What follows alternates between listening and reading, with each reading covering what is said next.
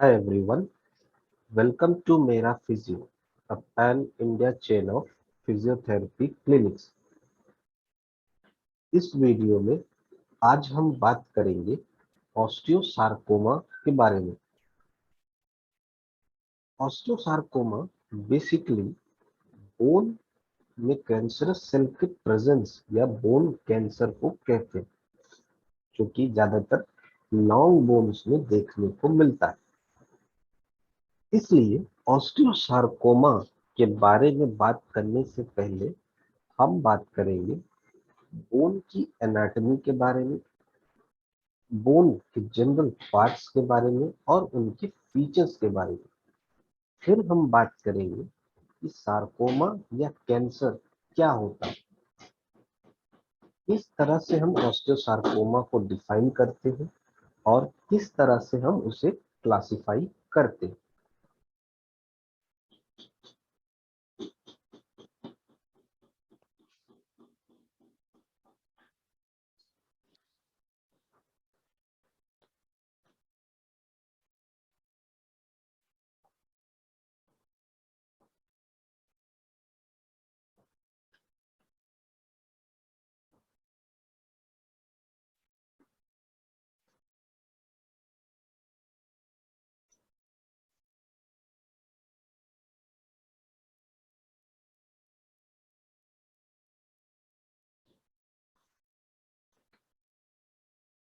सबसे पहले हम बात करते हैं बोन की एनाटॉमी और बोन के जनरल फीचर्स, बोन के पार्ट्स के बारे में। तो बोन एक बेसिक सोमैटिक स्ट्रक्चर होता है जो कई तरह के कैल्सिफाइड कनेक्टिव टिश्यू से बना होता है। ग्राउंड सब्सटेंस या कोलेजन फाइबर वहां एक मैट्रिक्स बनाते हैं जिसे हम ऑस्टियोसाइट्स कहते हैं, या इनमें ऑस्टियोसाइट्स होता है। इस सेल्स में ही जो एक मोस्ट कॉमन सेल होता है, इसमें ही यही सेल मैच्योर बोन में पाए जाते हैं और रिस्पॉन्सिबल होते हैं बोन की ग्रोथ मेंटेन करने में और बोन की डेंसिटी को बढ़ाने में। विदिन हमारे बोन मैट्रिक्स के कैल्शियम और फॉस्फेट एबंडेंटली स्टोर्ड होते, जिससे स्ट्रेंथनिंग होती है और हमारे जो स्ट्रक्चर है वो डेंसिफाई होते। तो बेसिकली बोन हमारा एक कैल्सिफाइड स्ट्रक्चर है जिसमें कैल्शियम और फॉस्फेट बहुत ज्यादा मात्रा में देखने को मिलता है। इसीलिए अगर किसी को ऑस्टियोपोरोसिस होता है जिसमें बोन की डेंसिटी कम होती है या बोन की जो कैल्शियम लेवल है वो बहुत कम हो जाता है, तो उस केसेस में ऑस्टियोपोरोसिस वाले पेशेंट्स में ये देखने को मिलता है कि वो फ्रैक्चर या बोन ब्रेक के बहुत ज्यादा प्रोन होते हैं।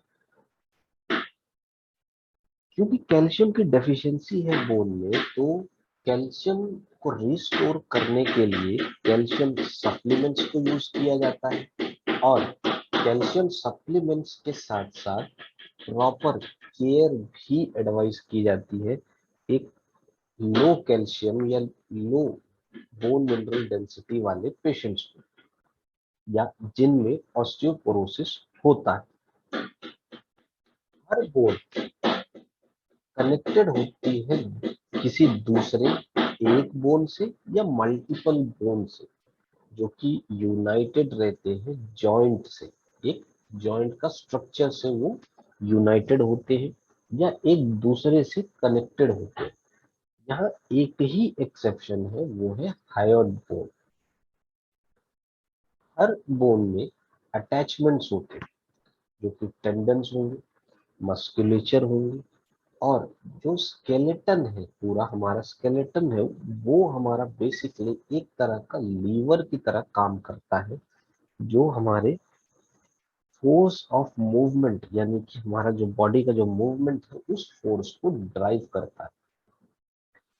जब भी कोई मूवमेंट होता है तो उसमें हमारे जो भी, सपोज हमारा हैंड मूवमेंट, तो हैंड मूवमेंट में हमारे ह्यूमरस, हमारे रेडियस, हमारे अल्ना, इनका मूवमेंट होगा।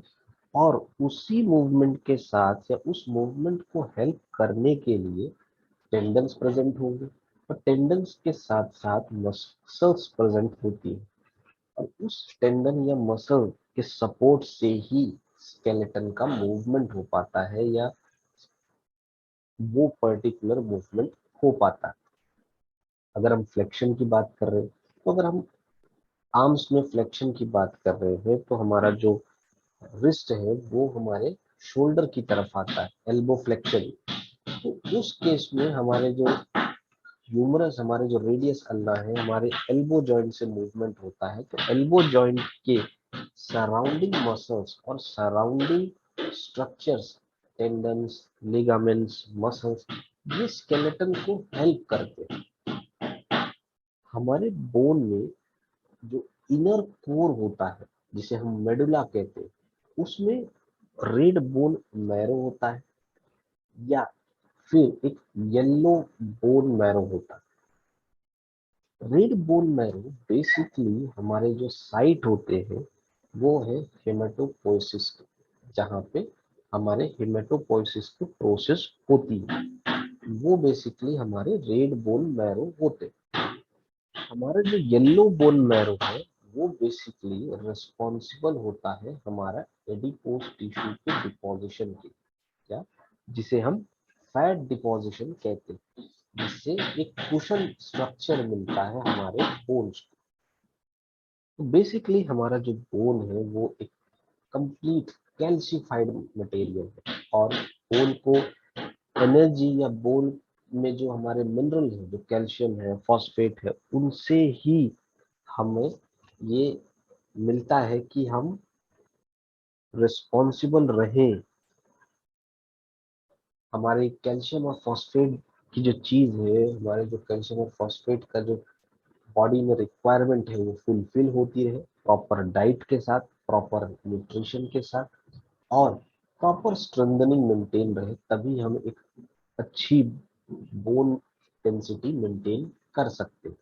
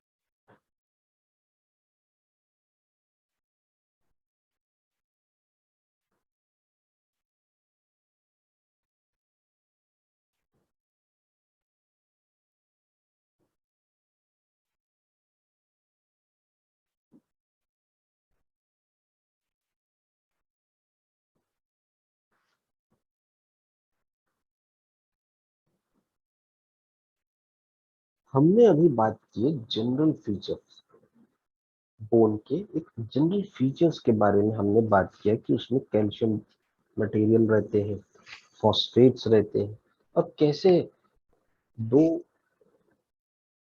बोन मैरो होती है, रेड बोन मैरो और हमारा येलो बोन मैरो। सो रेड बोन मैरो हमारे हेमेटोपोइसिस के लिए रिस्पॉन्सिबल है, येलो बोन मैरो हमारा बेसिकली एडिपोज टिश्यू के डिपोजिशन के लिए रिस्पॉन्सिबल। अब हम बात करते हैं पार्ट्स ऑफ बोन के बारे में, यानी कि बोन के जो डिफरेंट पार्ट्स होते हैं उसके बारे में। एक हमारी जो टिपिकल बोन होती है उसे कई मल्टीपल पार्ट्स में हम समझ सकते हैं, जिनका हर बोन में हर पार्ट का एक पर्टिकुलर फंक्शन होता है। तो आइए अब हम देखते हैं कि ऐसे कौन कौन से पार्ट्स हैं बोन के जिनमें डिवीजन ऑफ लेबर होता है। सबसे पहला पार्ट है हमारा एपिफाइसिस। ये पार्ट सबसे एक्सट्रीम एंड यानी कि बोन के सबसे एक्सट्रीम एंड में प्रेजेंट होता है। एपी मतलब एबव, यानी कि हमारे बोन के सबसे एबव वाले हिस्से, सबसे एक्सट्रीम पार्ट में इसकी प्रेजेंस होती है। इसी के पार्ट से हमारे जो जॉइंट में आर्टिकुलेशन होता है, तो हम उसमें हमारा एपीफाइसिस का इम्पोर्टेंट रोल होता है। एपीफाइसिस बेसिकली हमारे जॉइंट में आर्टिकुलेशन फॉर्म करने के लिए रिस्पॉन्सिबल होते हैं। तो एक्सट्रीम एंड में इनकी प्रेजेंस होती है और सबसे आर्टिकुलेशन, जॉइंट आर्टिकुलेशन में इनका रोल होता है। Articular cartilage. Articular cartilage basically एक लेयर होती है हाइलिन कार्टिलेज की, जो एग्जिस्ट करती है सो दैट कि जो फ्रिक्शन है, जो शॉक एब्जॉर्बिंग कैपेसिटी, वो प्रेजेंट रहे हमारे साइनोवियल जॉइंट्स में। इनका जो मेन रोल है, जैसे हर पार्ट का एक डिवीजन ऑफ लेबर है, हर पार्ट का इंडिविजुअल काम है, हर पार्ट के इंडिविजुअल फंक्शन है, उसी तरीके से आर्टिकुलर कार्टिलेज का मेन फंक्शन या मेन रोल होता है कि वो फ्रिक्शन को रिड्यूस कर सके और जो शॉक एब्जॉर्बिंग कैपेसिटी होती है वो दे सके हमारे साइनोवियल जॉइंट्स में। साइनोवियल जॉइंट बेसिकली ऐसे जॉइंट्स होते हैं जिनमें साइनोवियल फ्लूइड होता है और उस साइनोवियल फ्लूइड से वहां पे शॉक एब्जॉर्बिंग या फ्रिक्शन रिड्यूस करने में हेल्प मिलती है।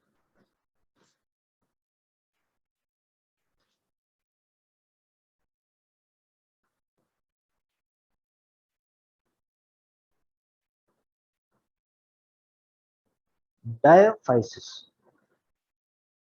डायाफाइसिस बेसिकली लॉन्ग बोन की शाफ्ट होती है, जो जिसका जो डायरेक्शन है वो उसी में होता है जिसमें बोन सबसे ज्यादा स्ट्रेस को होल्ड कर सकती है या मेंटेन कर सकती है, या ज्यादा सबसे सबसे ज्यादा स्ट्रेस को एब्जॉर्ब कर सकती है या उसको बियर कर सकती है।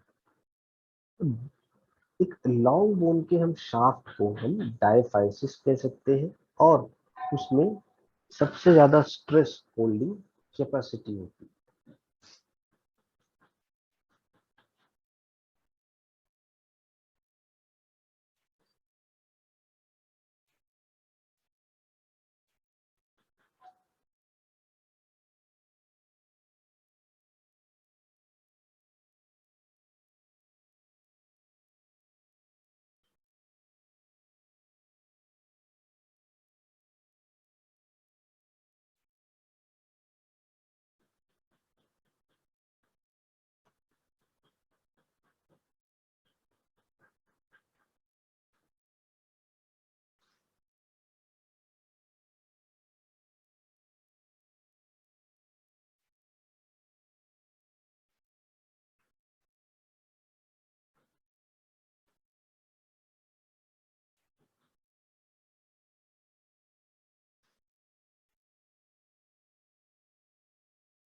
मेटाफाइसिस। मेटाफाइसिस बेसिकली एक प्लेस होता है, बोन का एक हिस्सा होता है जिसमें डायाफाइसिस मीट करता है एपिफाइसिस के साथ। मेटाफाइसिस बेसिकली एक जंक्शन की तरह काम करता है डायाफाइसिस और एपिफाइसिस के लिए, क्योंकि इसी जगह पे डायाफाइसिस मिलते हैं हमारे एपिफाइसिस से। और यही रीजन होता है, यही एक पर्टिकुलर सेक्शन होता है जहाँ पे सबसे मेजर ग्रोथ होती है बोन की, जहाँ सबसे ज्यादा ब्लड एंटर करता है हमारे ब्लड वेसल से बोन में। सो मेटाफाइसिस को हम कह सकते हैं कि ये बेसिकली हमारा सबसे ग्रोथ रीजन है बोन का। पेरियोस्टियम। पेरियोस्टियम बेसिकली एक थिन मेम्ब्रेन होती है जो कवर करती है आउटसाइड द बोन, यानी कि बोन के बाहरी हिस्से को कवर करना पेरिओस्टियम का फंक्शन होता है, पेरिओस्टियम का काम होता है। ये बेसिकली एक मेम्ब्रेन होती है जहां पे कई तरह के टेंडन्स और लिगामेंट्स अटैच होते हैं बोन के साथ। इसमें दो लेयर होती है, आउटर लेयर और inner layer. Outer fibrous layer जो है वो रेस्पॉन्सिबल होती है, या आउटर फाइब्रस लेयर में हमारे ब्लड वेसल्स, हमारे नर्व्स और हमारी जो लिम्फेटिक्स है वो कनेक्ट करते हैं बोन के साथ। आउटर फाइबर लेयर में हमारे ब्लड वेसल्स, नर्व्स और लिम्फेटिक्स ये कनेक्ट करते हैं हमारे बोन के साथ। वहीं हमारा जो इनर ऑस्टियोजेनिक लेयर है उसमें ऐसे बोन सेल्स प्रेजेंट होते हैं, या ऐसे नेसेसरी बोन सेल्स होते हैं जिनसे ग्रोथ होती है बोन की। और किसी ऐसी पैथोलॉजिकल कंडीशन में जिसमें बोन डैमेज हो रही है तो पेरियोस्टियम के ऑस्टियोजेनिक लेयर से उनका रिपेयर भी होता है। जैसे बोन में ग्रोथ और रिपेयर एक ग्रेजुअल और एक प्रोसेस है, तो उसमें उसके लिए हमारे बेसिकली ऑस्टियोजेनिक लेयर रिस्पॉन्सिबल होते हैं। इसलिए पेरियोस्टियम की प्रॉपर फंक्शनिंग बहुत इंपॉर्टेंट होती है, क्योंकि अगर बोन का ब्रेक हो रहा है तो उसमें ये रिस्पॉन्सिबल होते हैं रिपेयर के लिए। मेडुलरी कैविटी या मैरो कैविटी भी इसे कहते हैं। ये एक हॉलो कैविटी होती है जो कि डायाफाइसिस में होती है, और इसी में स्टोरेज होता है हमारे येलो मैरो का। येलो मैरो बेसिकली हमारा रिस्पॉन्सिबल होता है हमारे एडिपोस टिश्यू या फैट डिपोजिशन के लिए। एडिपोज टिश्यूज बेसिकली हमारे फैट की लेयर होती है, फैट टिश्यूज होते हैं जो कुशन प्रोवाइड करते हैं हमारे बोन्स। एंडोस्टियम, एंडोस्टियम बेसिकली एक मेम्ब्रेन होती है जो हमारी मेडुलरी कैविटी या मैरो कैविटी को लाइनिंग करती है, और इसमें ऑस्टियोप्रोजेनिटर सेल्स प्रेजेंट होते हैं। सो जो हमारी मेडुलरी कैविटी है जिसमें स्टोरेज सबसे ज्यादा होता है येलो मैरो का, उसको लाइनिंग करने का, उसको एक प्रॉपर लेयर देने का काम हमारे एंडोऑस्टियम में होता है। और इन्हीं एंडोऑस्टियम में बेसिकली हमारे ऑस्टियोप्रोजेनिटर सेल्स प्रेजेंट होते हैं।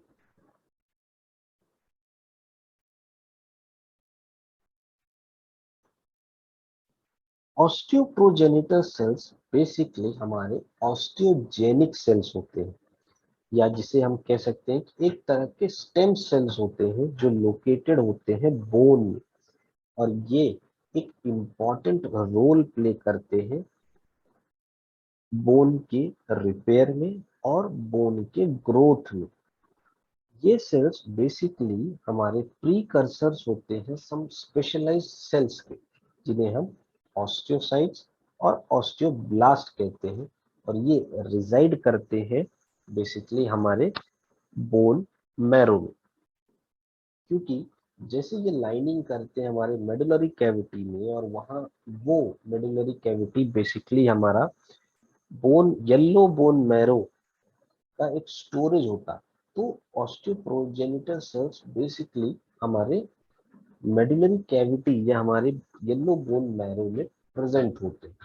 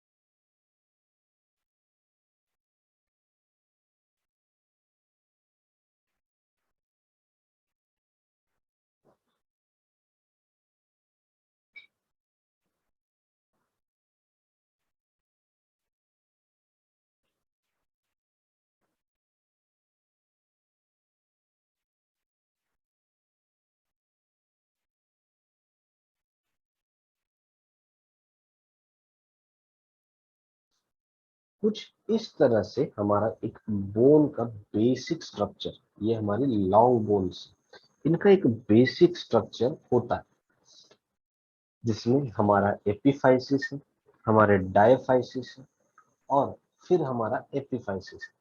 तो एपिफाइसिस बेसिकली जो हमारे एक्सट्रीम एंड में प्रेजेंट होते हैं वो स्ट्रक्चर्स होते हैं जिनका आर्टिकुलेशन में बहुत इंपॉर्टेंट रोल होता है। जब भी कोई एक जॉइंट फॉर्म होते हैं तो उसमें बोन का आर्टिकुलेशन होता है, तो उस आर्टिकुलेशन में एपिफाइसिस ही आर्टिकुलेट करते हैं जॉइंट के फॉर्मेशन में। एपिफाइसिस में हमारे पास और आर्टिकुलर कार्टिलेजेस होते हैं, एपिफाइजियल लाइनिंग होती है, स्पॉन्जी बोन हो सकते हैं, मेडुलरी कैविटी होती है जहां पे हमारा येलो बोन मैरो प्रेजेंट होते हैं, जो कि हमारे फैट डिपोजिशन के लिए रिस्पॉन्सिबल होते हैं, हमारे एडिपोज टिश्यूज के लिए रिस्पॉन्सिबल होते हैं। फिर हमारा न्यूट्रिएंट फोरामेन है, जिनसे बेसिकली हमें न्यूट्रिएंट मिलता है आर्टरीज के थ्रू, ब्लड वेसल्स के थ्रू। फिर हमारे एंडोस्टियम है, जो कि हमारी लाइनिंग करते हैं हमारी मेडुलरी कैविटी को। फिर हमारा पेरियोस्टियम है, और हमारा एक होता है मेटाफाइसिस, जिसमें सबसे ज्यादा जो हमारा डाइफाइसिस, जिसमें सबसे ज्यादा हमारा बोनी ग्रोथ होता है, और वही पार्ट रिस्पॉन्सिबल होता है हमारे बोन के ग्रोथ में और बोन के रिपेयर में। पेरियोस्टियम बेसिकली रिस्पॉन्सिबल होता है बोन के ग्रोथ में और रिपेयर में। सो इसमें पेरियोस्टियम में बेसिकली हमारे दो लेयर होते हैं, एक आउटर फाइब्रस लेयर और एक इनर लेयर। तो इन लेयर से बोन में एक ग्रोथ होती है, ग्रोथ के साथ साथ उनमें किसी पैथोलॉजिकल कंडीशन के साथ अगर डैमेज हो रहे हैं तो उसमें एक प्रॉपर फंक्शनिंग या एक प्रॉपर रिपेयरिंग भी हो पाती है।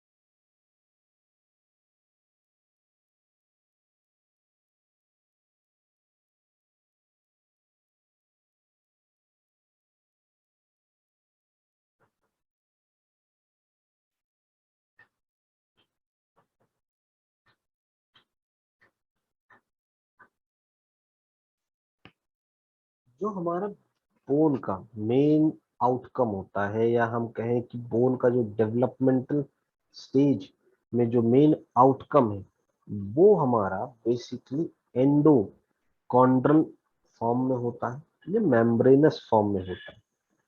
एंड्रोकॉन्ड्रल का मतलब है कि बेसिकली हमारा जो डेवलपमेंटल है वो हमारे फीटल डेवलपमेंटल और कई लेयर के मेम्ब्रेन से होता है, इंट्रा मेम्ब्रेनस ओसिफिकेशन से होता है। तो इसे हम एंडोकॉन्ड्रल या मेम्ब्रेनियस फॉर्म कहते हैं। सो बेसिकली इसका जो डेवलपमेंटल फॉर्म है या मेन आउटकम फॉर्म है, वो हमारा एंडोकॉन्ड्रल और मेम्ब्रेनियस फॉर्म है। इस पर्टिकुलर कैरेक्टरिस्टिक के अलावा कुछ जनरल शेप होते हैं बोन के, जिससे हम स्केलेटल सिस्टम को क्लासिफाई कर सकते हैं।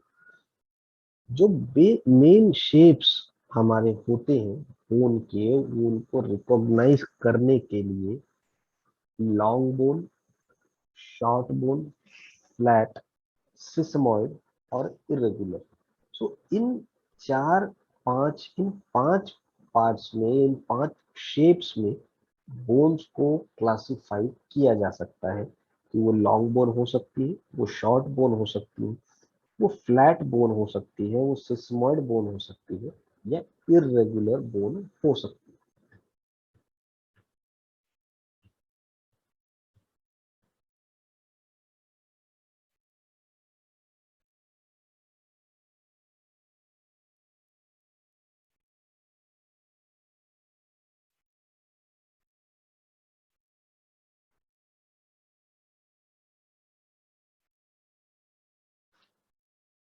लॉन्ग बोन्स, ये बोन्स बेसिकली डेवलप होते हैं वाया एंडोकॉन्ड्रल ऑसिफिकेशन। एंडोकॉन्ड्रल ऑसिफिकेशन बेसिकली एक प्रोसेस होती है जिसमें हाइलिन कार्टिलेज प्लेट स्लोली और स्लोली रिप्लेस्ड हो जाता है। एक शाफ्ट या डायफाइसिस कनेक्ट करते हैं दो एंड को, जिन्हें हम एपिफाइसिस कहते हैं। एक मैरो कैविटी एनक्लोज हो करती है, हमारा जो डायफाइसिस है उसको एनक्लोज्ड रहती है हमारे डायफाइसिस से, जो कि एक थिक कॉम्पैक्ट बोन होती है। एपिफाइसिस बेसिकली एक स्पॉन्जी बोन होती है जो कवर्ड रहती है thin layer of compact bone से। जो आर्टिकुलर एंड्स हैं वो पार्टिसिपेट करते हैं जॉइंट आर्टिकुलेशन। बेसिकली जो लॉन्ग बोन्स हैं उनमें एंडोकॉन्ड्रल क्लास ऑसिफिकेशन होगा, जिसमें जो कार्टिलेज, जो हमारे हाइलिन कार्टिलेज प्लेट है वो रिस्पॉन्सिबल, वो रिप्लेस्ड हो जाते हैं बोनी स्ट्रक्चर्स, जिसमें हमारा शाफ्ट है, हमारा डायफाइसिस है, एपिफाइसिस है, और इनके इंडिविजुअल फंक्शन और वर्क होते हैं।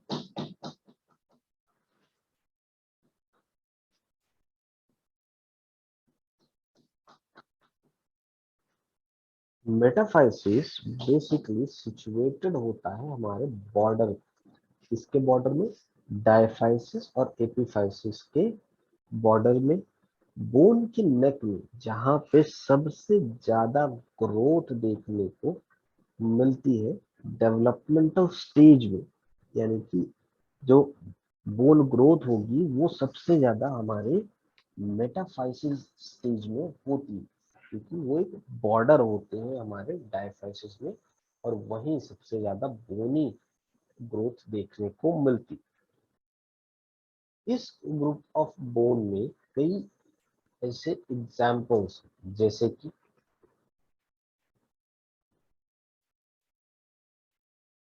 ह्यूमरस, जो कि हमारी अपर आर्म की बोन है। अल्ना, हमारे लोअर आर्म यानी कि हमारे फोर आर्म्स। रेडियस, हमारे फोर आर्म्स। फिबुला, जो कि हमारे लोअर एंड, लोअर बॉडी की बोन है। टिबिया, हमारी लोअर बॉडी की बोन है। फीमर, हमारे जो सबसे लॉन्गेस्ट बोन होती है। फीमर हमारे लोअर बॉडी की बोन है। मेटाकार्पल, जो कि हमारे रिस्ट या हमारे पंजों की जो बोन होती है। फैलेंजेस, जो कि हमारे छोटे छोटे बोनी स्ट्रक्चर्स होते हैं। तो इन सब स्ट्रक्चर्स में, इन सब बोन में हमें मेटाफाइसिस देखने को मिलता है, और मेटाफाइसिस ही सबसे ज्यादा रिस्पॉन्सिबल होते हैं बोनी ग्रोथ के लिए, या डेवलपमेंटल स्टेज में ग्रोथ के लिए।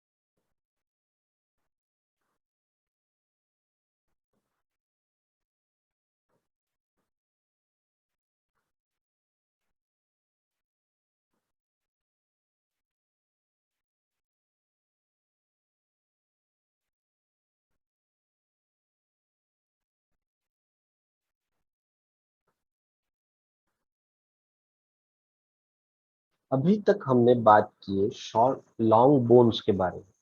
अब देखते हैं शॉर्ट बोन्स कैसी होती है। एक थिन एक्सटर्नल लेयर होती है कॉम्पैक्ट बोन्स की, जो हमारे स्पॉन्जी बोन को, हमारे मैरो को कवर करते हैं, और जिससे एक शेप मिलता है जो कि मोर और लेस क्यूबॉइड शेप का होता है।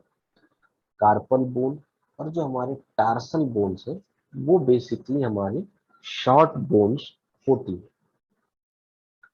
फ्लैट बोन्स, फ्लैट बोन में बेसिकली दो लेयर होती है कॉम्पैक्ट बोन्स की, जो कवर करते हैं हमारे दोनों स्पॉन्जी बोन और हमारे बोन मैरो के स्पेस को। ये ग्रो होते हैं जब कनेक्टिव टिश्यूज हमारे रिप्लेस्ड हो जाते हैं। सो बेसिकली इनका ग्रोथ होता है जब ये रिप्लेस कर लेते हैं कनेक्टिव टिश्यूज। फाइब्रोकार्टिलेज कवर करते हैं फ्लैट बोन्स के आर्टिकुलर सरफेसेस को।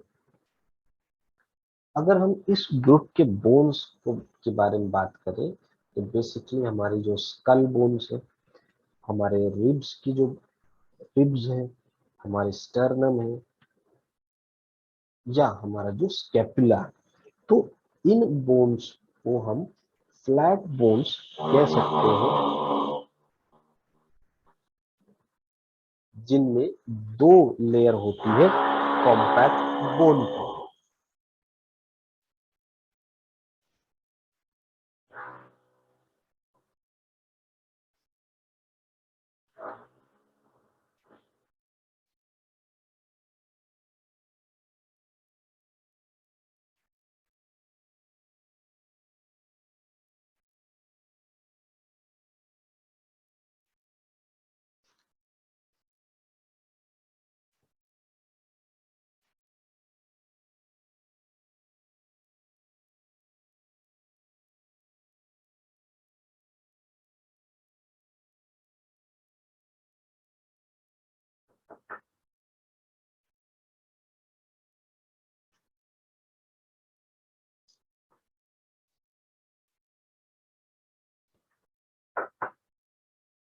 इररेगुलर बोन्स, ये बेसिकली एक थिन लेयर की बोन होती है, या जो कॉम्पैक्ट बोन है उनकी थिन लेयर होती है, जो कवर करती है मोस्टली स्पॉन्जी बोन्स को। इनमें जो मांस होता है उसको कवर करते मोस्टली ये स्पॉन्जी बोन्स को।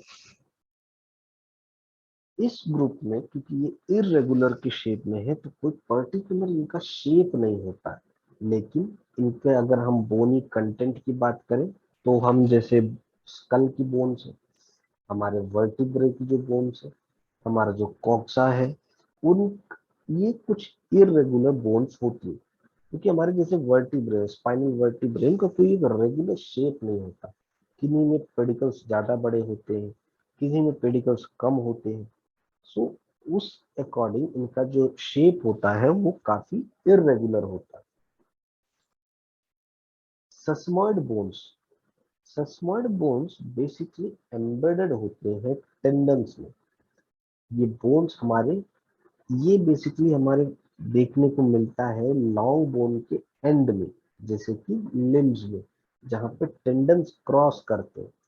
एग्जाम्पल के लिए हम पटेला बोन, जो हमारे नी की पटेला बोन है, उसको देख सकते हैं as a sesamoid bone. Sesamoid bone basically protect करते हैं हमारे टेंडन्स को, कि उनमें किसी तरह का वेयर या टियर ना हो जाए, और वो ऐसा फ्रिक्शन को रिड्यूस करके करते हैं।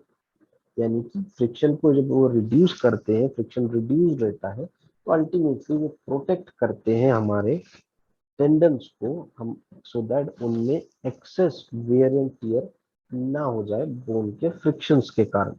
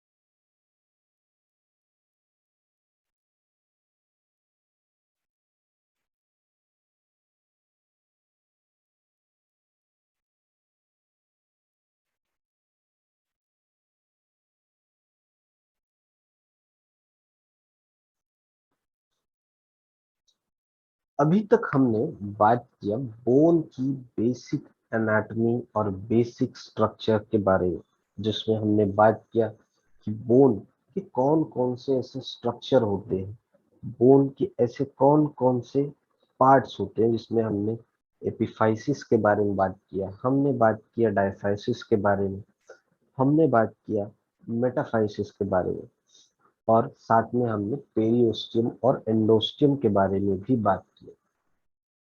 अब हम बात करते हैं कैंसर के बारे में। बेसिकली कैंसर एक तरह का अम्ब्रेला टर्म है,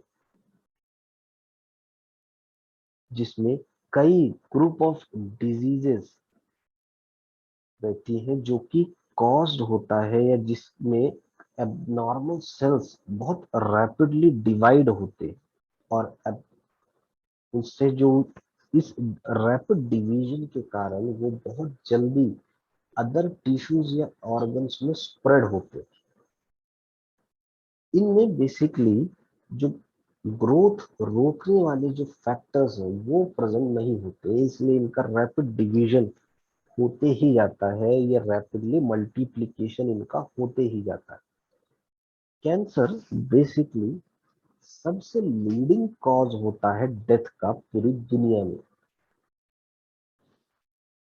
एक हेल्दी बॉडी में कई ट्रिलियन ऑफ सेल्स प्रेजेंट होते हैं, और वो रेगुलर ग्रो करते हैं और डिवाइड करते हैं। उनकी ग्रोथ और जो डिवीजन है वो मियोसिस या माइटोसिस के प्रोसेस से होती है। ये ग्रोथ और डिवीजन बेसिकली हमारे बॉडी की जो नीड्स है, जो डेली के फंक्शंस को परफॉर्म करने की जो नीड्स है, उनको मीट करने के लिए, या बॉडी की जो फंक्शनल नीड्स है उनको फुलफिल करने के लिए इन सेल्स में रेगुलर ग्रोथ और डिवीजन होता रहता है। हेल्दी सेल्स में एक स्पेसिफिक लाइफ साइकिल होती है, जिसमें वो रिप्रोड्यूस करते हैं, डिवाइड होते हैं, और फिर वो डाई हो जाते हैं, या उनमें डाई ऑफ हो जाता है, या उनका जो ग्रोथ पीरियड है वो सीज हो जाता है। ये ग्रोथ पीरियड, या कितना वो रिप्रोड्यूस कर सकते हैं, कितना मल्टीप्लाई कर सकते हैं, कितने फंक्शनल नीड्स या फंक्शनल डिमांड्स को फुलफिल कर सकते हैं, ये बेसिकली डिटरमाइन किया जा सकता है ये जान के कि किस टाइप के सेल्स है।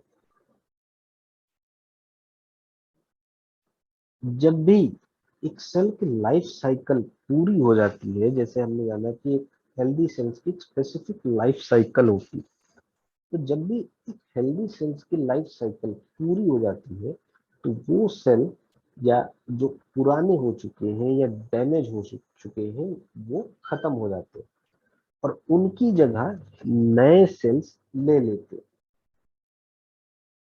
या उनका रिप्लेस कर देते हैं हमारे नए सेल्स। कैंसर जब भी होता है तो इस प्रोसेस, जो ये रिप्लेसमेंट है डैमेज सेल्स का, ये जो प्रोसेस है ये डिसरप्ट हो जाता है, ये प्रोसेस प्रॉपर नहीं हो पाता, और इसी के कारण एबनॉर्मल ग्रोथ देखने को मिलती है सेल्स में। हमारे जो जेनेटिक मटेरियल है, जैसे हमारा डीएनए, तो एबनॉर्मल ग्रोथ जब होती है सेल की, और एबनॉर्मल प्रोसेस हो जाता है, ये प्रोसेस डिसरप्ट हो जाता है रिप्लेसमेंट का या डाइंग का, तो हमारी जेनेटिक मटेरियल में चेंजेस होने लगते हैं। इन्हीं चेंजेस की जो प्रोसेस है इसे हम म्यूटेशन कहते हैं, कि एक रेगुलर चेंजेस होते रहते हैं। तो कैंसर में बेसिकली हमारे डीएनए का म्यूटेशन हो सकता है, और जो चेंजेस हुए हैं उसके कारण जेनेटिक कंपोजिशन भी हमारा चेंज हो सकता है।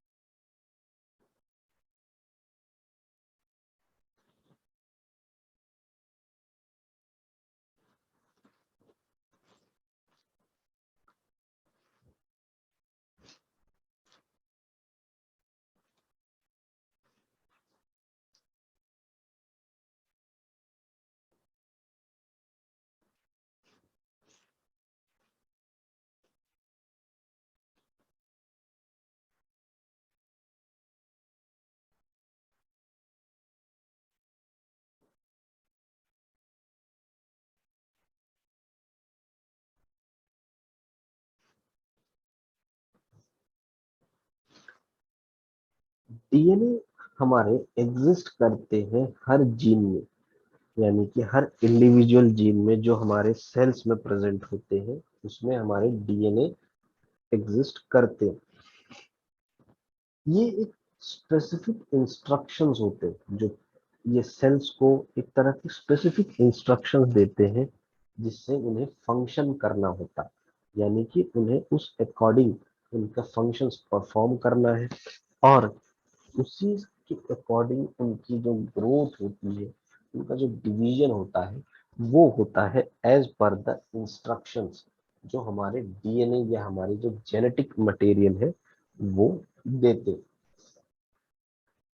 म्यूटेशन जनरली अकर करते हैं फ्रीक्वेंटली हमारे डीएनए में, बट यूजुअली जो सेल्स हैं वो करेक्ट कर देते हैं मिस्टेक्स को, या अगर कोई एक गलत हुआ है जेनेटिक मटेरियल में म्यूटेशन, तो सेल्स हमारे उस चीज को करेक्ट कर सकते हैं। लेकिन जब ये मिस्टेक को करेक्ट करने की जो प्रोसेस है वो खत्म हो जाती है, या सेल्स कैपेबल नहीं होते हैं म्यूटेशंस को करेक्ट करने में, तब ऐसे सेल्स हमारे कैंसरस हो जाते हैं, या उनमें कैंसरस सेल्स, यानी उनमें जो एबनॉर्मल ग्रोथ है, जो रिपेयर है, वो प्रोसेस डिले हो जाती है।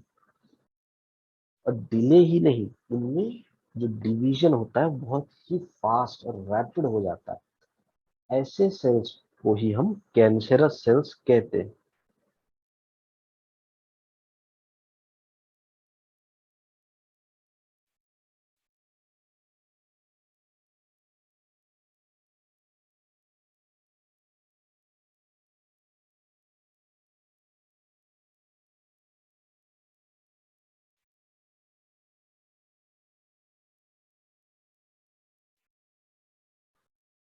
म्यूटेशन से बेसिकली जो हमारे सेल्स होते हैं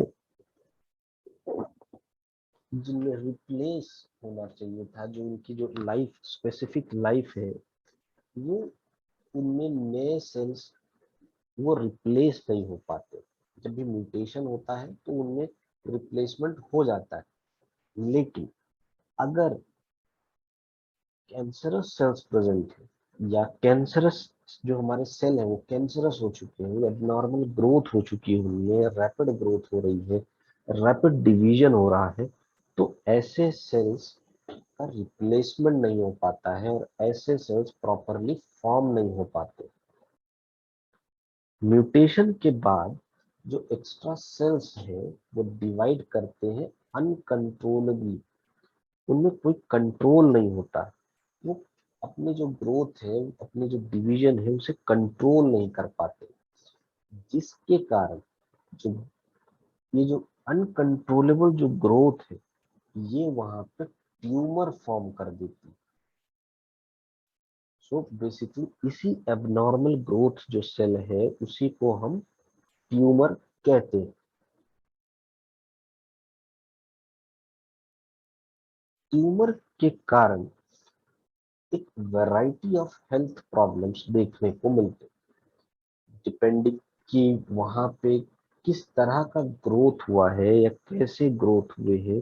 तो इन सब फैक्टर्स में डिपेंड करता है ट्यूमर का लोकेशन क्या है, ट्यूमर के कारण क्या कॉजेज हुए हैं, ट्यूमर के कारण क्या हमारे नर्व एंडिंग्स ब्लॉक हो रही है या कंप्रेस हो रही है।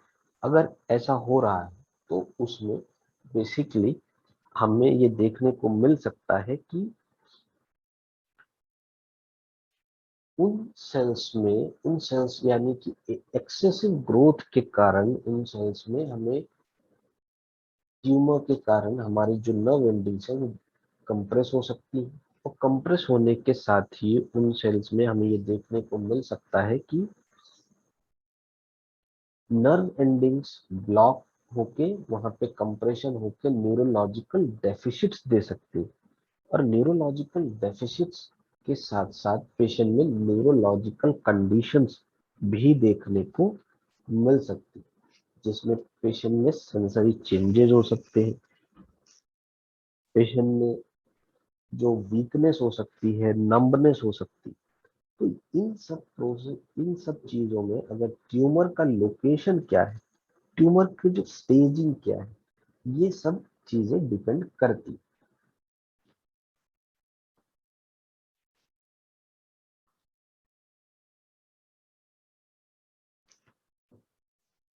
लेकिन हर तरह के ट्यूमर कैंसरस नहीं होते। बेसिकली ट्यूमर हमारे दो टाइप के होते हैं, बिनाइन ट्यूमर और मैलिग्नेंट ट्यूमर। जो बिनाइन ट्यूमर होते हैं हमारे, वो नॉन कैंसरस होते हैं, या उनमें स्प्रेड करने की एबिलिटी या कैपेबिलिटी इतनी ज्यादा नहीं होती। कुछ ऐसे बिनाइन ट्यूमर होते हैं जो बहुत ज्यादा, जिनमें ग्रोथ हो जाती है, जिनमें बहुत ज्यादा एनलार्जमेंट हो जाती है, उसके कारण वो नेबरिंग ऑर्गन या नेबरिंग टिश्यूज में वो स्प्रेड हो सकते हैं, या उनको वो कंप्रेस कर सकते हैं। लेकिन जो मैलिग्नेंट ट्यूमर होते हैं या मैलिग्नेंट कैंसरस सेल्स जो होते हैं, वो स्प्रेड होते हैं। और मैलिग्नेंट ट्यूमर मतलब कि वो कैंसरस है। बिनाइन ट्यूमर नॉन कैंसरस हो सकते हैं, लेकिन जो मैलिग्नेंट ट्यूमर है वो हमेशा कैंसरस ही होता है। और ये इन्वेड करते हैं other parts of the body को। सो अगर हम स्पाइनल ट्यूमर की बात करें, तो जैसे फीमेल्स में ब्रेस्ट का अगर कैंसर है तो वो स्प्रेड हो जाता है हमारे स्पाइन तक, और वहां एक स्पाइनल ट्यूमर या स्पाइनल कैंसर कॉज कर सकते हैं। तो ऐसे कंडीशंस में या ऐसी चीजों को हम सर्जिकल इंटरवेंशन से, सर्जिकल प्रोसेस से ही हम इनको रिमूव कर सकते हैं।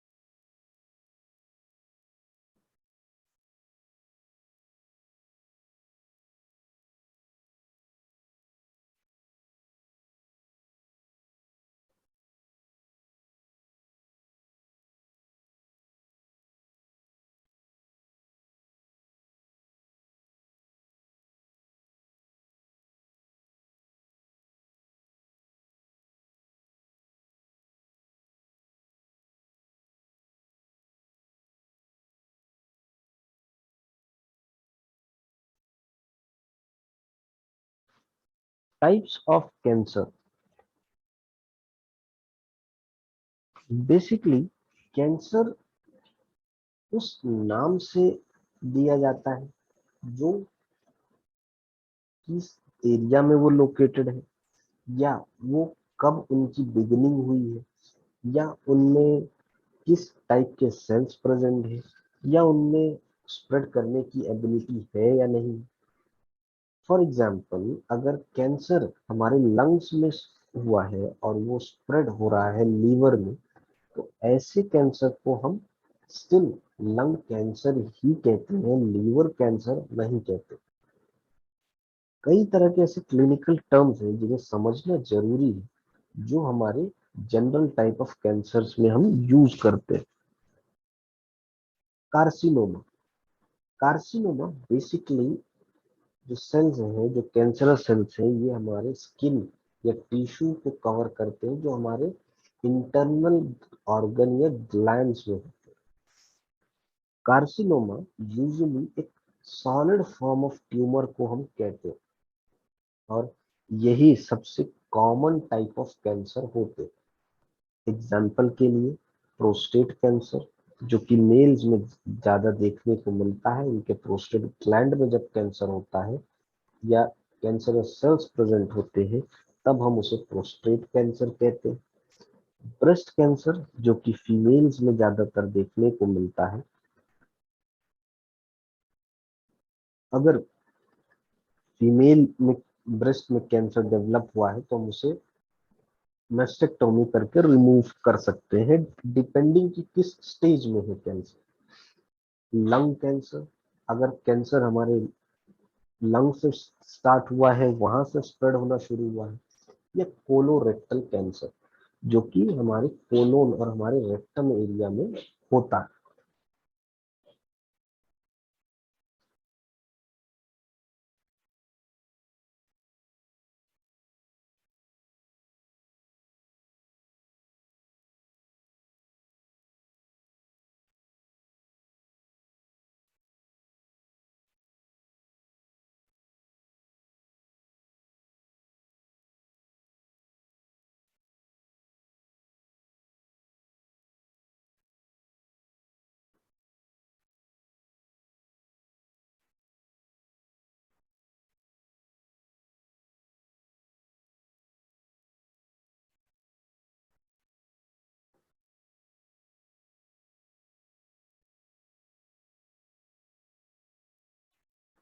सार्कोमा, तो पिछले स्लाइड में हमने बात किया कैंसर के बारे में, यानी कि कार्सिनोमा के बारे में। अब हम बात करते हैं सार्कोमा के बारे में।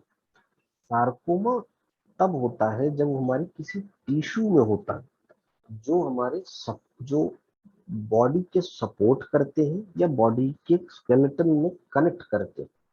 अगर ऐसे किसी स्ट्रक्चर में कैंसर होता है, तब हम ऐसे स्ट्रक्चर्स को या ऐसे स्ट्रक्चर के कैंसर्स को हम सार्कोमा कह के क्लासिफाई करते हैं। जैसे अगर बॉडी में जो सार्कोमा है वो हमारे फैट में डेवलप हो सकता है, हमारे मसल्स में डेवलप हो सकता है, हमारे नर्व में डेवलप हो सकता है, टेंडन्स में डेवलप हो सकता है, जॉइंट्स में डेवलप हो सकता है, हमारे ब्लड वेसल्स में डेवलप हो सकता है, लिम्फ वेसल्स में डेवलप हो सकता है, हमारे कार्टिलेजेस या बोन में डेवलप हो सकता है। और बोन के ही सार्कोमा या बोन के ही कैंसर को हम ऑस्टियोसार्कोमा कहते हैं। ल्यूकीमिया, ल्यूकीमिया बेसिकली एक तरह का ब्लड कैंसर है, जो हमारे जब ब्लड में जो सेल्स है उनमें रैपिड ग्रोथ होने लगती है।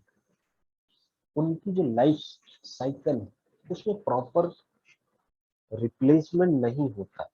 जैसे कि हमारे आरबीसी, जिसकी 120 डेज लाइफ साइकिल है, तो अगर उसका रिप्लेसमेंट नहीं हो रहा है, अब नॉर्मल ग्रोथ हो रहा है, तो हम ऐसे कैंसर को हम ल्यूकेमिया कहते हैं, जिसमें जो ब्लड सेल्स हैं वो चेंज हो जाते हैं और ग्रोथ जो होती है वो अनकंट्रोलेबल होती है। बेसिकली चार मेन टाइप ऑफ ल्यूकेमिया देखने को मिलता है: acute lymphocytic leukaemia, chronic lymphocytic leukaemia, acute myeloid leukaemia और क्रोनिक माइलॉइड ल्यूकेमिया। सो ल्यूकेमिया बेसिकली एक ब्लड कैंसर है, जो भी कई लोगों में देखने को मिलता है।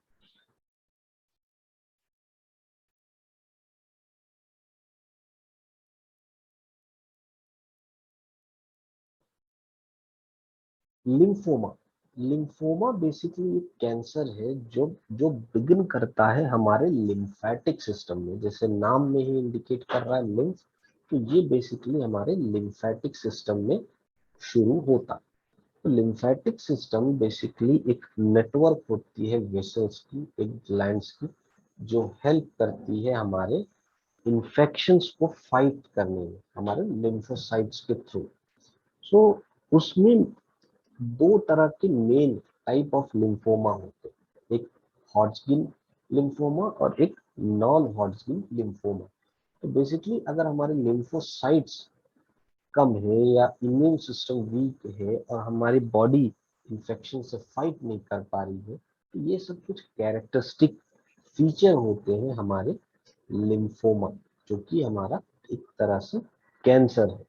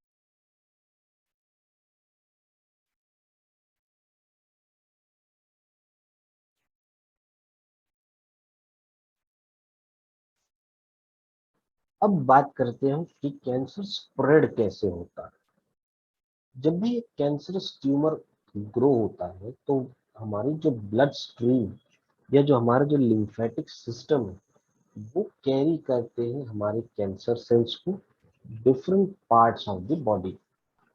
इस प्रोसेस में कैंसर सेल्स और ग्रो करते हैं और एक नए ट्यूमर में डेवलप हो सकते हैं। सो बेसिकली इनका जो रूट ऑफ ट्रांसमिशन होता है वो ब्लड स्ट्रीम या लिम्फेटिक सिस्टम होता है।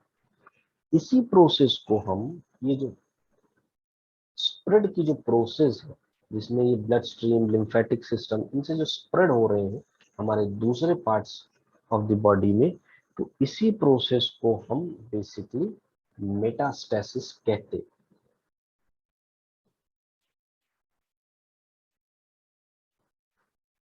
सबसे पहले कैंसर जो स्प्रेड होते हैं वो होते हैं हमारे लिम्फ नोड्स में।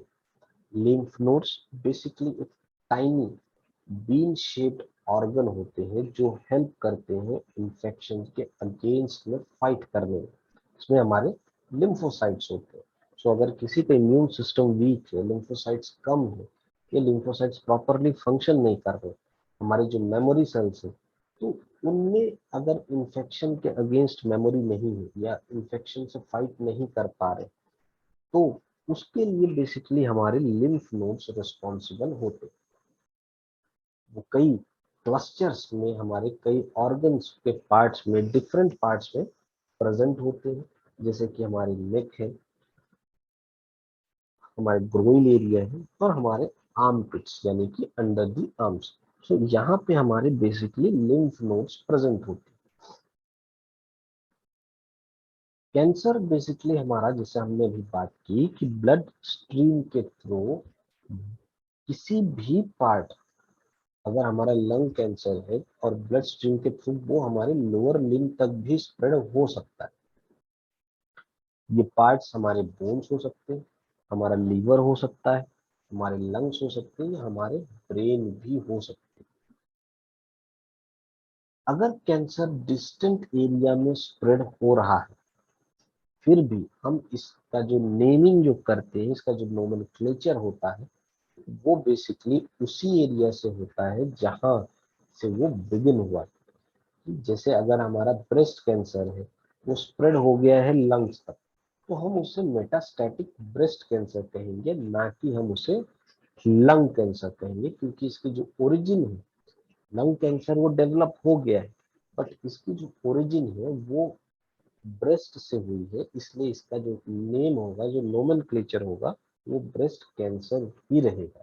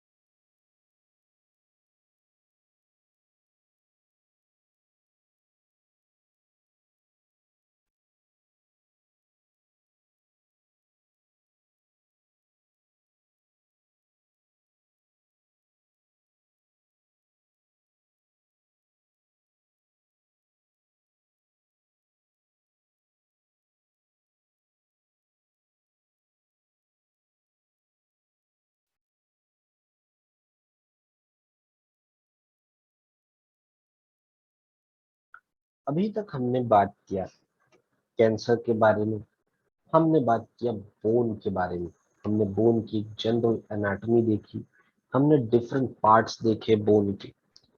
अब हम बात करते हैं ऑस्टियोसार्कोमा के बारे में। ऑस्टियोसार्कोमा बेसिकली एक बोन कैंसर होता है जो बिगिन होता है, जिसकी जो शुरुआत होती है वो हमारे सेल्स में होती है, जो सेल्स हमारे बोन्स को फॉर्म करते हैं। ऑस्टियोसार्कोमा बेसिकली हमारे लॉन्ग बोन्स में देखने को मिलता है, सबसे ज्यादा हमारे लोअर लिम्ब और बहुत कम हमारे आर्म्स में देखने को मिलता है। बट इसका मतलब ये नहीं कि ये बाकी बोन्स में नहीं हो सकता, ये हो सकता है, बट उसके इंस्टेंसेस बहुत कम देखने को मिलते हैं। और मैक्सिमम पेशेंट्स ऑस्टियोसार्कोमा के हमारे जो उनमें जो इन्वॉल्वमेंट होता है वो लोअर लिम्ब या लेग्स का ही इन्वॉल्वमेंट होता है। बहुत रेयरली ये देखा जाता है कि किसी सॉफ्ट टिश्यू, बोन के आउटसाइड के जो सॉफ्ट टिश्यूज हैं उनमें हमें ऑस्टियोसार्कोमा देखने को मिले।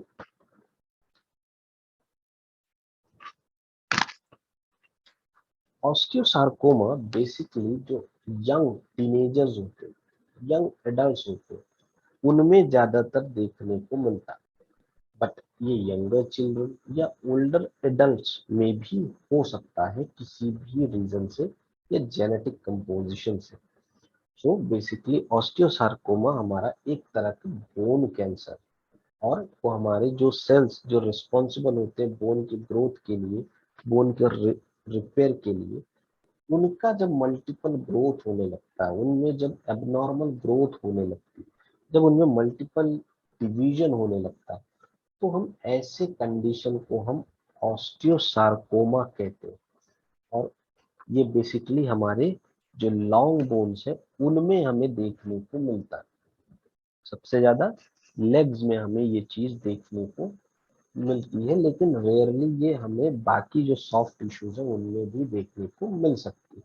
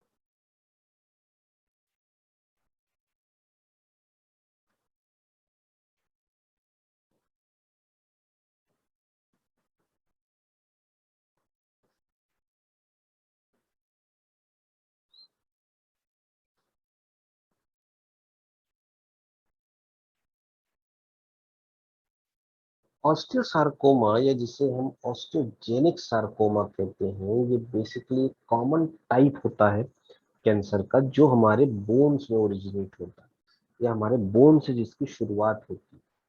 कैंसर सेल्स में या इसमें जो ट्यूमर होते हैं वो एक तरह के बोन सेल्स होते हैं, वो वहाँ पे एक बोन सेल्स फॉर्म कर लेते हैं, एक नए बोन सेल्स का फॉर्मेशन हो जाता है, जो जनरली हमारे न्यू बोन टिश्यूज के फॉर्म में हेल्प करते हैं।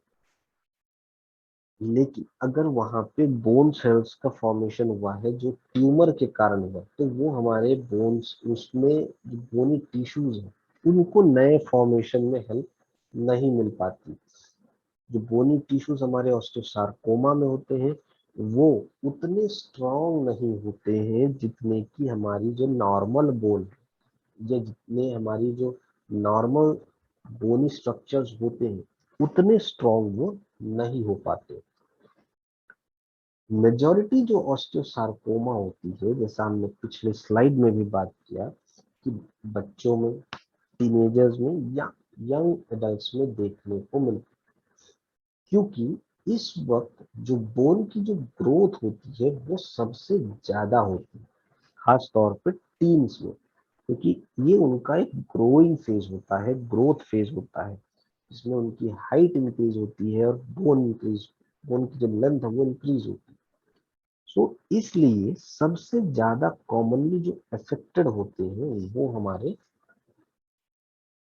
टीन की जो एज ग्रुप के लोग हैं, टीनेजर्स जो हैं वो सबसे ज्यादा अफेक्टेड होते हैं। बट ऑस्टियोसार्कोमा हमारे डिफरेंट स्टेजेस या हमारे डिफरेंट एजेस में कभी भी डेवलप हो सकता है।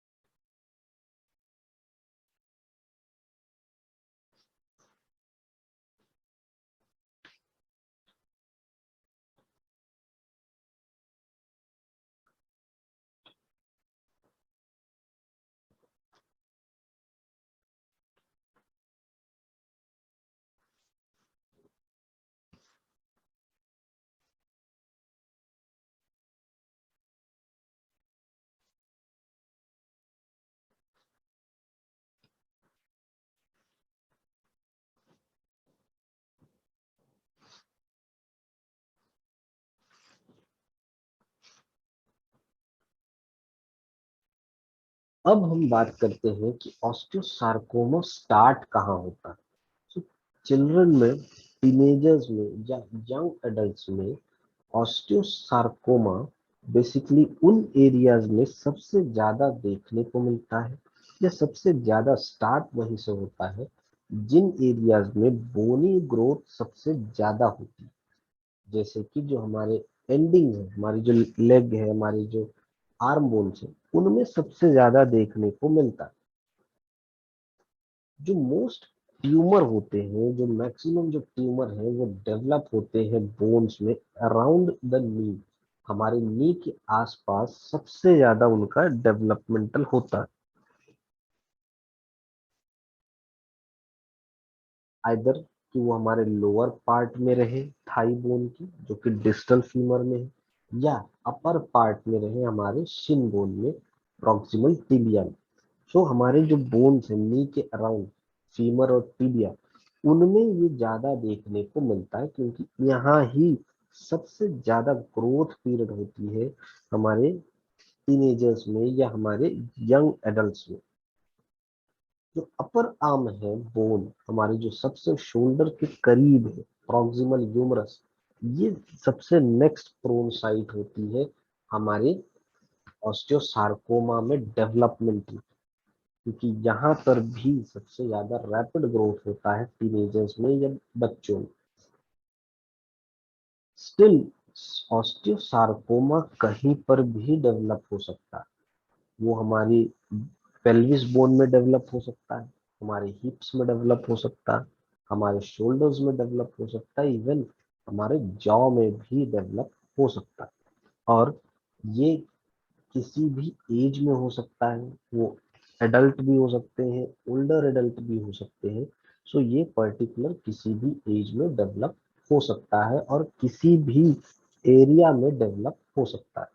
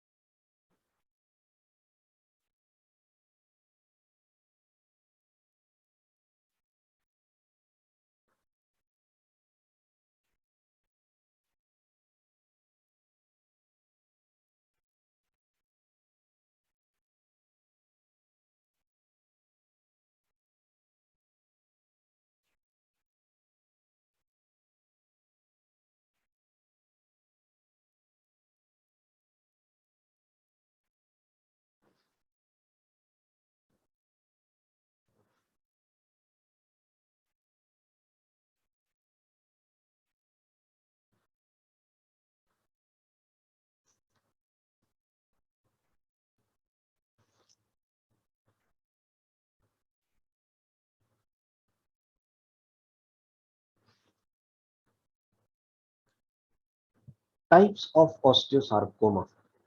तो बेसिकली कैंसर सेल्स कैसे दिख रहे हैं हमें माइक्रोस्कोप में, ऑस्टियोसार्कोमा को क्लासिफाई किया जा सकता है as high grade, intermediate grade या लो ग्रेड। जो ग्रेड ऑफ ट्यूमर जो डिसाइड होती है, जिससे पता चलता है कि ट्यूमर की ग्रोथ कितनी है, तो उससे डॉक्टर्स के लिए बहुत इजी हो जाता है कि उसके अकॉर्डिंग ट्रीटमेंट प्लान करना। और वो डॉक्टर्स ये आइडेंटिफाई कर सकते हैं कि ये कितना स्प्रेड हो सकता है, ये कितना इसका रैपिड ग्रोथ हो सकती है। सबसे पहले हम बात करते हैं हाई ग्रेड ऑस्टियोसार्कोमा के बारे में। हाई ग्रेड ऑस्टियोसार्कोमा बेसिकली सबसे fastest growing type of osteosarcoma. इसमें सबसे तेज ग्रोथ देखने को मिलती। जब भी ऑस्टियोसार्कोमा या हाई ग्रेड ऑस्टियोसार्कोमा जो सेल्स हैं उनको देखने को मिलता है माइक्रोस्कोप में, तो उनमें कोई भी नॉर्मल बोन जैसा कुछ भी नहीं दिखता और मल्टीपल कैंसरस सेल्स देखने को मिलता है, जो कई डिवीजन, कई लेयर, कई मल्टीपल डिवीजन उनमें होता है और वो एक नए सेल में डेवलप हो जाते हैं।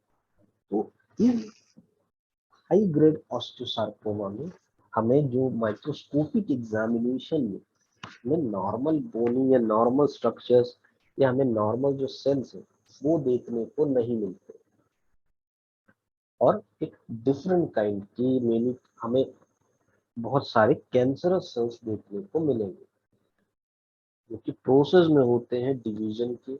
और वो उन्हीं division, multiple division, meiosis, mitosis, in process से नए सेल्स उनमें डेवलप होते रहते हैं। जो मोस्ट ऑस्टियोसार्कोमा, जो हमारे मैक्सिमम जो ऑस्टियोसार्कोमा हमारे जो चिल्ड्रन में होता है या टीनेजर्स में होता है, वो जनरली हाई ग्रेड ऑस्टियोसार्कोमा होता है। हाई ग्रेड ऑस्टियोसार्कोमा बेसिकली कई टाइप के होते हैं। जो हमारे फर्स्ट थ्री जो ऑस्टियो हाई ग्रेड ऑस्टियोसार्कोमा है, वो बेसिकली सबसे कॉमन टाइप होती है ऑस्टियोसार्कोमा की।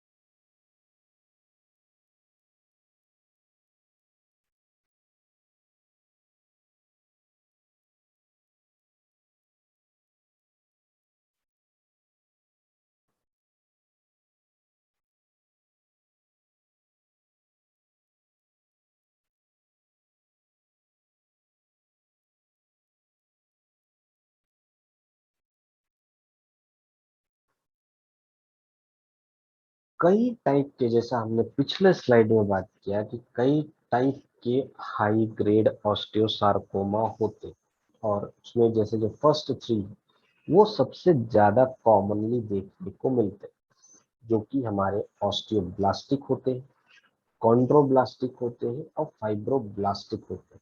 तो ये तीन, ऑस्टियोब्लास्टिक, कॉन्ड्रोब्लास्टिक और फाइब्रोब्लास्टिक, ये तीन सबसे ज्यादा कॉमनली देखने को मिलते हैं। वही जो हमारे स्मॉल सेल्स है, जो हमारे टेलेंजियोटिक सेल्स है, जो हमारे हाई ग्रेड सरफेस यानी जक्स्टा कॉर्टिकुलर हाई ग्रेड, ये बहुत हमें कॉमनली देखने को नहीं मिलते हैं जितने हमें ऑस्टियोब्लास्टिक, कॉन्ड्रोब्लास्टिक या फाइब्रोब्लास्टिक सेल्स देखने को मिलते हैं। ये हमें सबसे ज्यादा छोटे बच्चों में, चिल्ड्रन में, टीनेजर्स में देखने को मिलते हैं। इनकी जो प्रेजेंस है वो ज्यादातर टीनेजर्स में ही होती है, और इनकी जो ग्रोथ होती है, इनकी जो डिवीजन होता है वो बहुत ही रैपिड होता है। और माइक्रोस्कोपिक एग्जामिनेशन में इन किसी भी टाइप में हमें कोई भी नॉर्मल बोनी स्ट्रक्चर देखने को नहीं मिलता। हमें ऐसे सेल्स देखने को मिलते हैं, कैंसरस सेल्स, जो प्रोसेस में होते हैं, जो डिवीजन में होते हैं, और अपने आप को एक नए सेल का रूप देने के प्रोसेस में रहते हैं।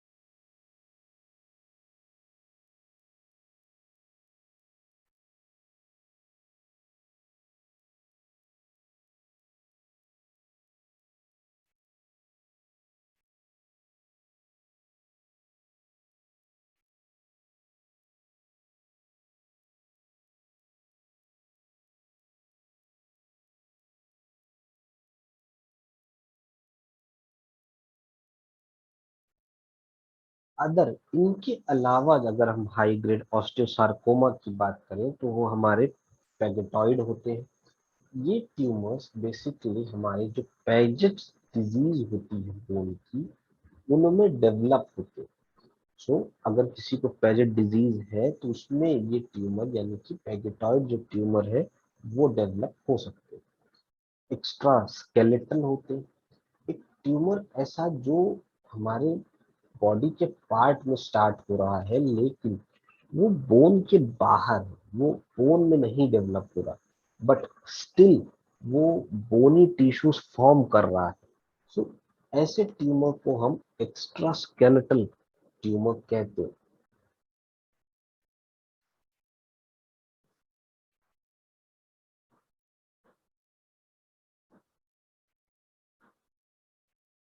पोस्ट रेडिएशन एक ऐसा ट्यूमर जो बेसिकली स्टार्ट तो बोन में हो रहा लेकिन उसमें कहीं ना कहीं एक्सपोजर हुआ है रेडिएशन का। तो रेडिएशन के बाद जो ट्यूमर स्टार्ट होते हैं ग्रोथ की हमारे बोन में, उसे हम पोस्ट रेडिएशन ट्यूमर कहते हैं। ये कुछ टाइप्स थे हमारे हाई ग्रेड ऑस्टियोसार्कोमा के बारे में, और ये कुछ उनके टाइप्स हैं जो कि चिल्ड्रन में, यंग चिल्ड्रन में, यंग एडल्ट्स में ज्यादा देखने को मिलते हैं। जिसमें से जो फर्स्ट थ्री टाइप्स होते हैं वो सबसे ज्यादा कॉमन होते हैं, और बाकी जो है वो रेयरली या लेस कॉमनली देखने को मिलते हैं।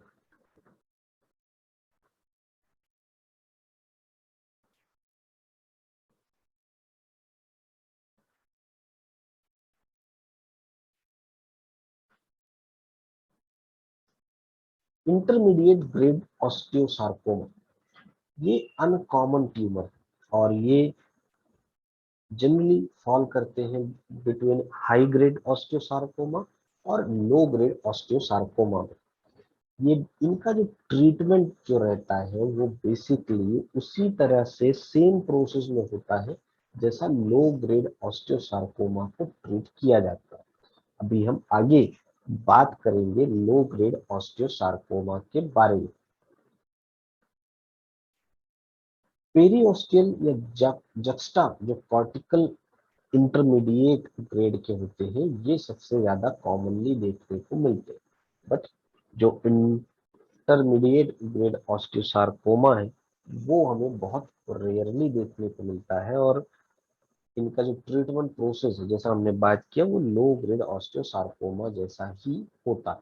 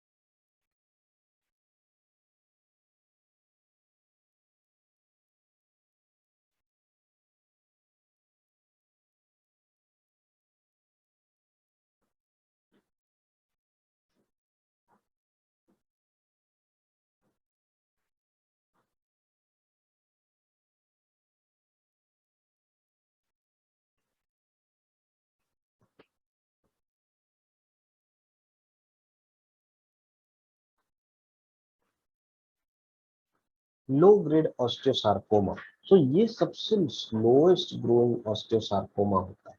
जैसे हाई ग्रेड सबसे रैपिडली ग्रोथ होती है उसमें, उसी तरीके से सबसे लोएस्ट या सबसे स्लोएस्ट जो ग्रोथ होती है वो लो ग्रेड ऑस्टियोसार्कोमा में होती है। ये ट्यूमर मोर और लेस एक नॉर्मल बोन की तरह दिखते हैं। उनमें डिवाइडिंग सेल्स प्रेजेंट होते हैं, लेकिन जो उनका जो नंबर होता है वो बहुत ही कम होता है। जब भी हम इन्हें माइक्रोस्कोप में देखेंगे तो एक नॉर्मल हमें बोन जैसा दिखेगा, बट उनमें जो डिवाइडिंग जो सेल्स हैं वो कम नंबर में हमें देखने को मिलेंगे। पेरोस्टियल यानी कि जक्स्टा कॉर्टिकल लो ग्रेड या इंट्रामेडुलरी या intraosseous well differentiated low grade central, हमें इंट्रामेडुलरी या इंट्राओशियस वेल डिफरेंशिएटेड हमें ट्यूमर्स देखने को मिल सकते हैं लो ग्रेड ऑस्टियोसार्कोमा में। हाई ग्रेड ऑस्टियोसार्कोमा सबसे rapid growth, intermediate grade osteosarcoma जो कि दोनों के बीच में रहता है, हाई और लो ग्रेड ऑस्टियोसार्कोमा जिसमें सबसे स्लोएस्ट जो ग्रोइंग फेज होता है।